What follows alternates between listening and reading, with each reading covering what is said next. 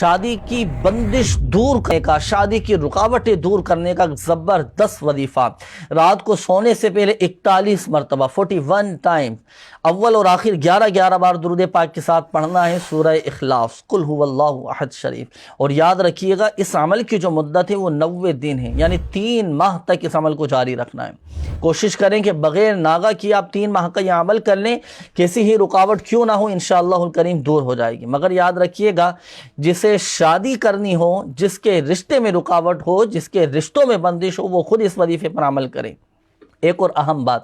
اگر اسلامی بہنیں اس وظیفے پر عمل کرنا چاہتی ہیں نا، تو جن دنوں میں قرآن پاک کی تلاوت کرنا منع ہے، ان دنوں میں سورہ اخلاص کا ابتدائی لفظ یہ قل نہ پڑھیں، بلکہ اس وظیفے کو بلا نیت قرآن اور بنیت حمد و ثنا اس انداز سے پڑھیں، هو اللہ احد اللہ الصمد لم یلد ولم یولد ولم یکن لہ کفوا احد، هو اللہ احد سے شروع کیجیے۔ تو یہ 3 ماہ تک اس عمل کو جاری رکھیے گا، بفضلہ تعالی ساری کی ساری رکاوٹیں رشتوں کی دور ہو جائیں گی، رشتے بھی آنا شروع ہو جائیں گے، شادی کے اسباب بھی بن جائیں گے، اور اللہ کی رحمت سے جلد شادی ہو جائے گی۔ مگر یاد رکھیے گا ناظرین، جب آپ اس وظیفے پر عمل کریں نا، تو اس میں نیت یہ ہونی چاہیے کہ شادی میں ہر قسم کی خلاف سنت، ناجائز رسمیں